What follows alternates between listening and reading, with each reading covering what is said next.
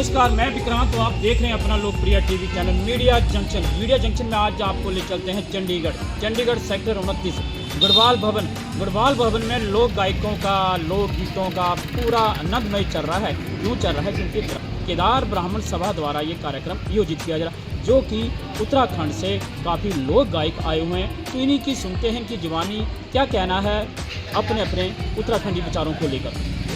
सबसे पहले तो आपके चैनल को मैं नमस्कार करूंगा, प्रणाम करूंगा।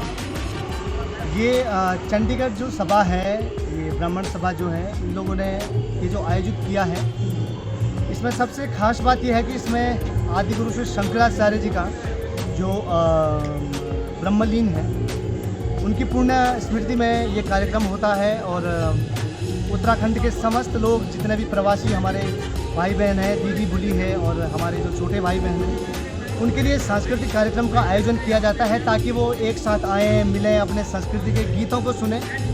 और दूसरी बात ये है कि यहाँ पे जितने लोग संस्कृति के गीतों को नहीं सुन पाते हैं, कलाकारों से नहीं मिल पाते हैं, तो ये सभा ऐसा एक कार्यक्रम आयोजित करती है जिससे कि कलाकार भी यहाँ आए और अपनी प्रस्तुति दें, ताकि उन कलाकारों की जो मुखाभेंट है वो आप लोगों के सम्मुख हो जाती है। आपने विशेष रूप से उत्तराखंड नटियाल से आपने शिरकत की है, परिचय दीजिएगा आपकी कहाँ से क्या है? मैं माँ भगवती नंदा, जहाँ से राज्यात नंदा देवी राज्यात एशिया की सबसे लंबी पैदल यात्रा जो शुरू होती है, कर्णप्रयाग से 22 किलोमीटर ऊपर है गांव नौटी, और वहाँ से यात्रा शुरू होती है। और ये पैदल मार्ग की यात्रा होती है। 280 किलोमीटर लगातार पैदल यात्रा चलती है। इसमें 4 सिंह का मेला होता है, जो उस यात्रा के दौरान 6 महीने के अंतर्गत पैदा होता है, और उसके 4 सिंग होते हैं। तो उसे हम भगवती का एक आशीर्वाद मानते हैं, भगवती का स्वरूप मानते हैं, और उसी को कैलाश तक ले जाते हैं। वही हमें मार्ग बताता है। और हम बहुत खुशनसीब हैं कि हम उस धरती पर पैदा हुए, और मुझे माँ भगवती की पूजा अर्चना का भी सौभाग्य मिलता है। हम उसके राजगुरु हैं और वहाँ के पंडित भी हैं। तो आप 2026 में ये यात्रा होने वाली है, आप लोग ज़रूर आइए माँ भगवती का आशीर्वाद लेने के लिए। जी, ज़्यादा प्यार और आशीर्वाद जिस गीत को मिला, तो टूआ बेलना है, दियो लागी है, तो मैं इसकी 2 लाइनें सुनाता हूँ।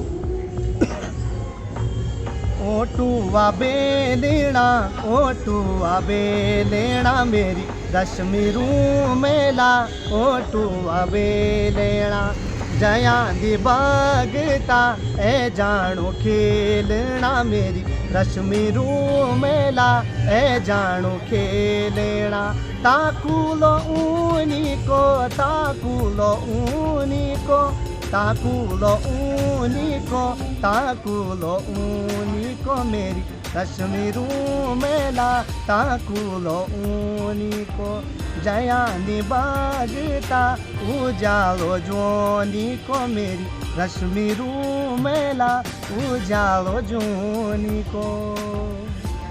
आप विशेष रूप से चंडीगढ़ में उत्तराखंड के लोग जो रह रहे हैं, इनके लिए आपका क्या मैसेज रहेगा?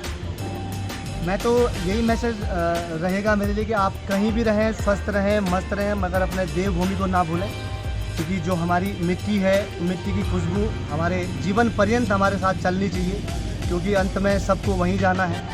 और देवभूमि के तो लोग वैसे भी थोड़ा सा शर्मीले भी होते हैं मैं भी वैसी हूँ। तो मैं यही मैसेज देना चाहूँगा, आप कहीं भी रहें, भगवान बद्री विशाल का आशीर्वाद आप पर बना रहे, और अपने कुल देवताओं, इष्ट देवताओं को जरूर याद करिए। जी, पीछे क्या कारण? इसके एक ही कारण ऐसा, रोजगार। देखिए, बिना रोजगार के तो कुछ भी नहीं है। जब तक रोजगार रहेगा तो आदमी वहाँ पे काम करेगा, क्योंकि हर आदमी ने अपने बच्चे पालने हैं, हर आदमी ने अपने बच्चों का भविष्य देखना है। तो जब तक भविष्य ही अगर उनका, जब तक रोजगार ही नहीं रहेगा तो भविष्य भी किस बात का। तो इसीलिए पलायन इसलिए ज़्यादा होता है क्योंकि वहाँ की सरकार जो है, उनकी ज़मीनी स्तर पर जो कार्रवाई करनी चाहिए शायद वो नहीं कर पा रही है। क्योंकि पलायन का मेन कारण भी ये है, क्योंकि अगर आदमी को अपने ही उस क्षेत्र के अंतर्गत में अच्छा सा रोजगार मिल जाए तो पलायन शायद नहीं होगा। इसके लिए क्या मैसेज रहेगा आपका? मेरा तो एक ही मैसेज है कि ज़मीन से जुड़े हुए कार्य करें, और क्षेत्र के सभी लोग जितने हैं, हमारे जो उत्तराखंड में जो डिस्ट्रिक्ट्स हैं, उनमें अगर काम करा जाए तो शायद पलायन पे रोक लग सकती है। और सरकार से भी मेरा यही है कि आप इसकी जो ज़मीनी स्तर से रोक हो सकती है वो लगाएं, क्योंकि रोज़गार जब तक नहीं मिलेगा, इंडस्ट्री बने तो इंडस्ट्री में भी ज़्यादा फ़ायदा है।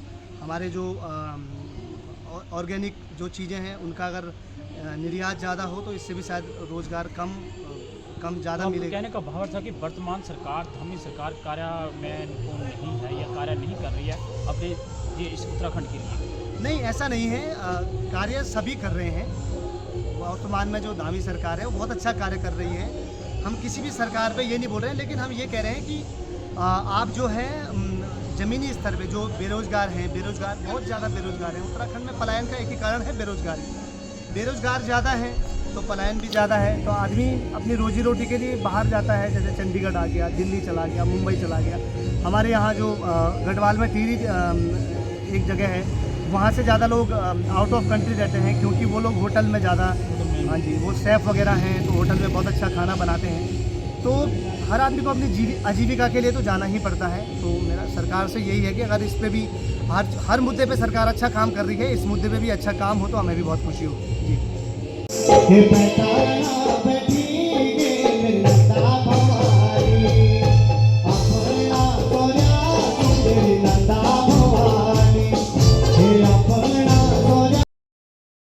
मैं तो ये करूँगा कि गणतंत्र दिवस है और हमारे जो संविधान है, संविधान का पालन ज़रूर करें।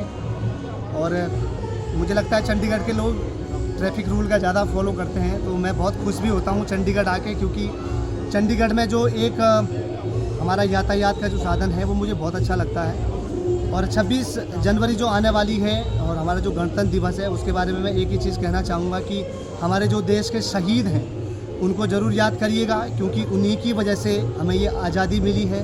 और आज हम जो आज़ादी से घूमते हैं वो उन्हीं शहीदों के प्रताप है।